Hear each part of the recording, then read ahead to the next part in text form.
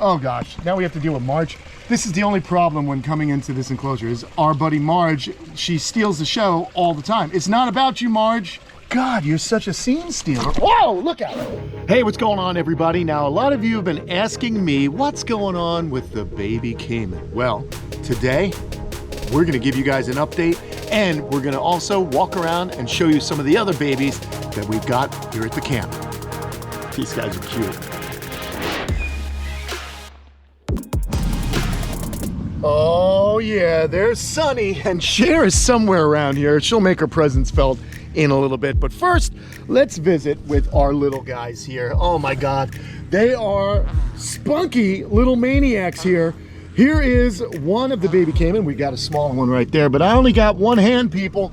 So we've got one that has definitely been chomping and eating a lot more than the other, and that's typical.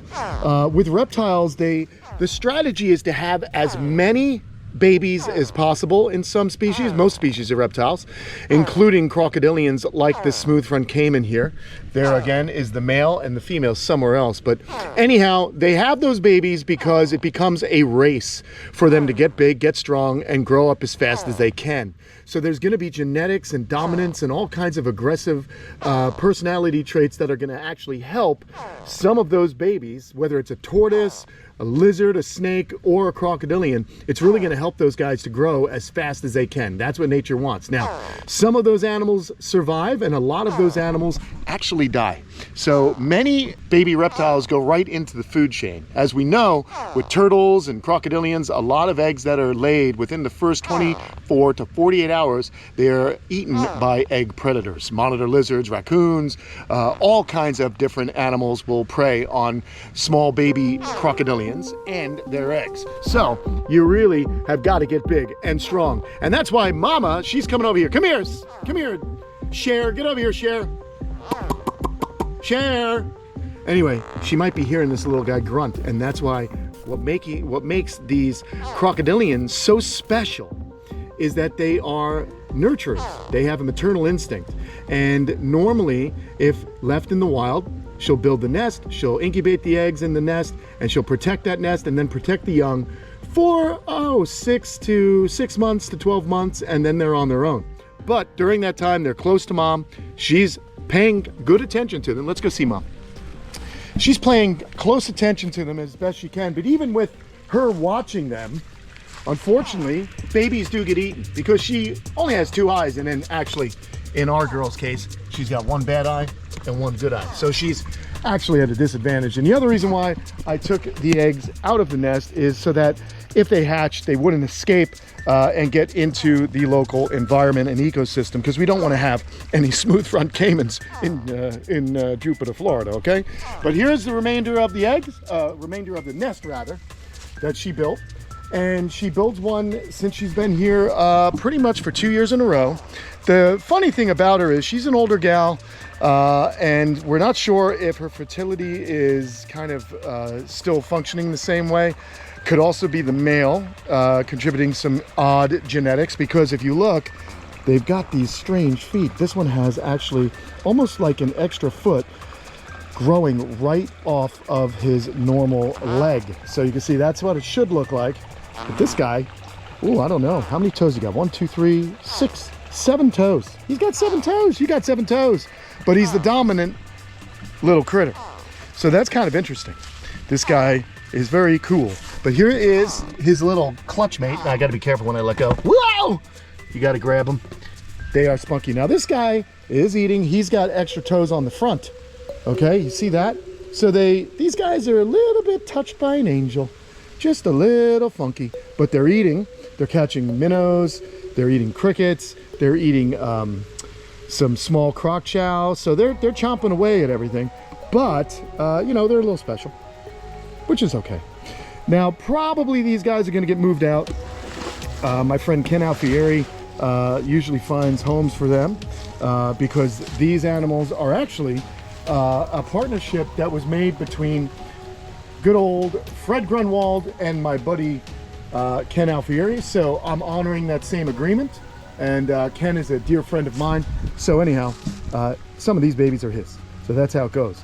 But I'm not entirely sure that next year I am in fact going to go ahead and incubate the eggs because of the low fertility and because they aren't producing perfect baby hatchlings. So you legally can sell Trigonotus or smooth front Caiman here in the United States. I have the permits to do that.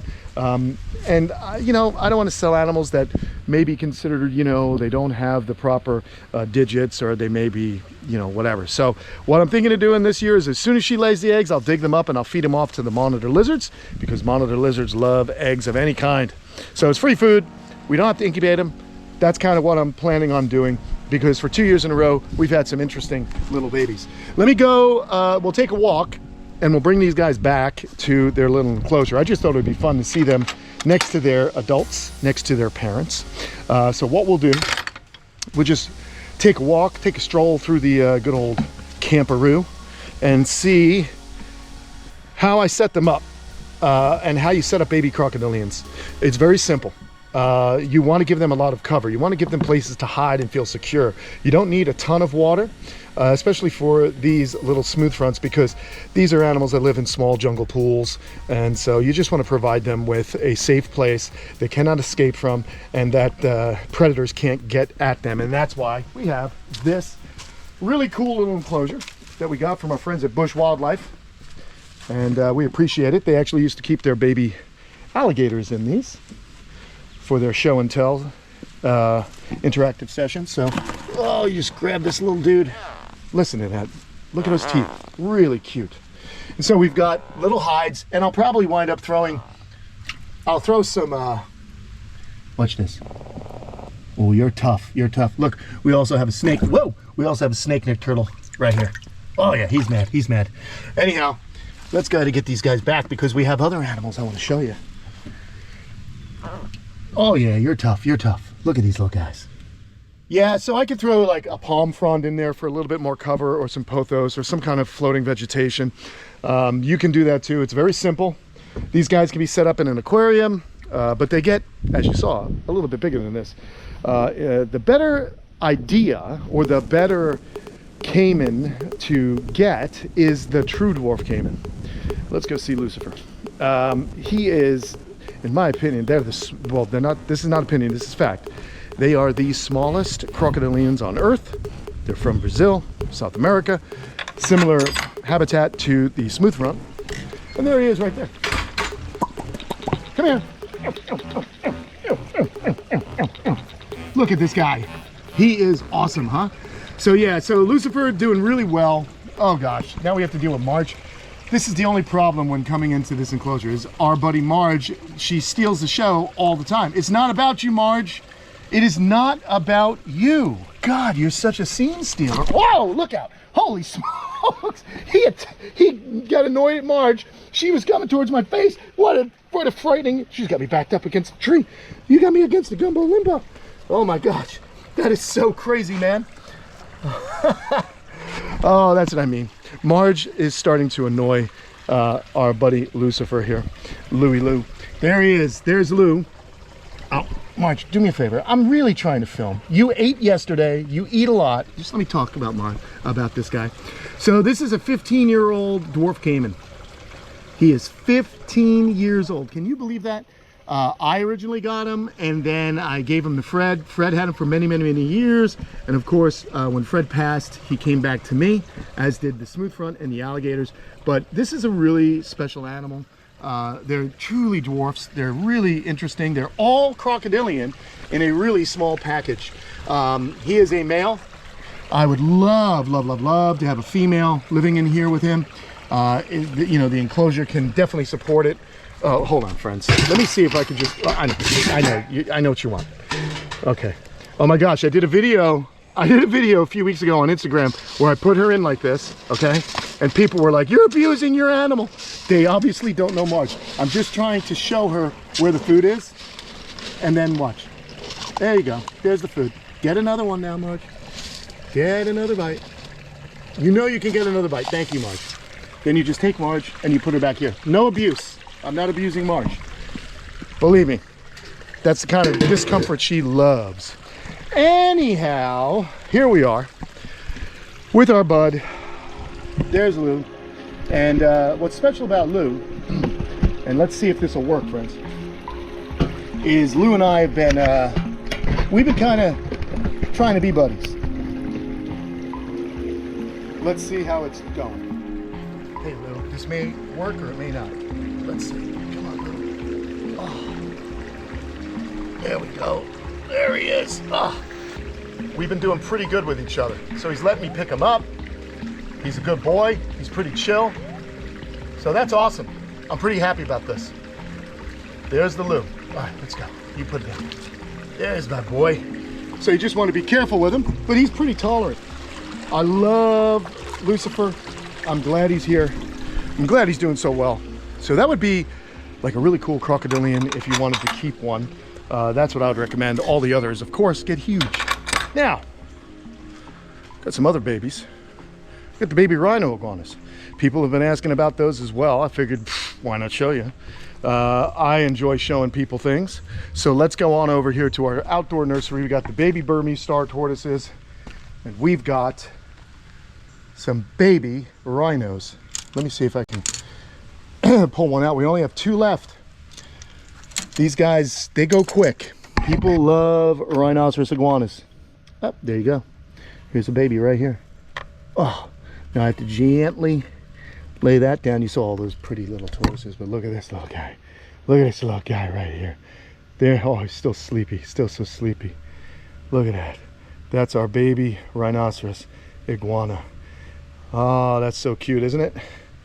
So we have this one.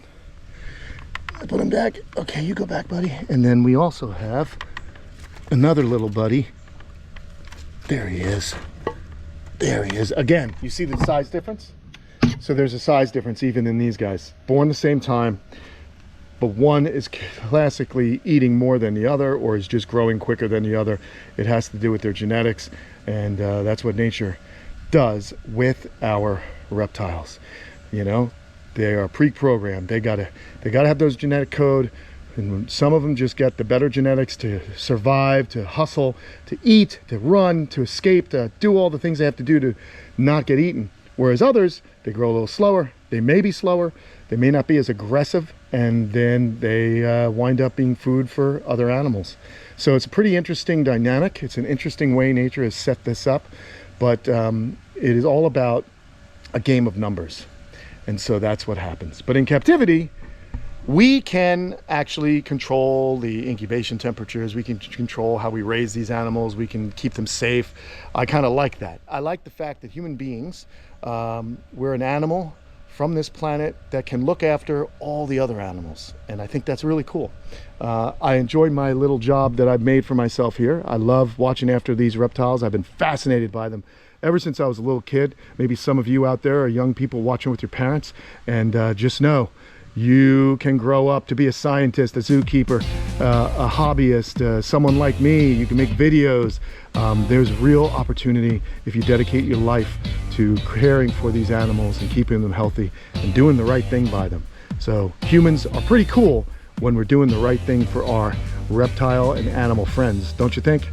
All right, man. Well, there you go, people. I just wanted to do a fun video showing you an update on all these little critters. I'm so happy and proud that we have them, and they're doing well here at the camp. And I'm even more happy that I have you guys to watch these videos, to chat with.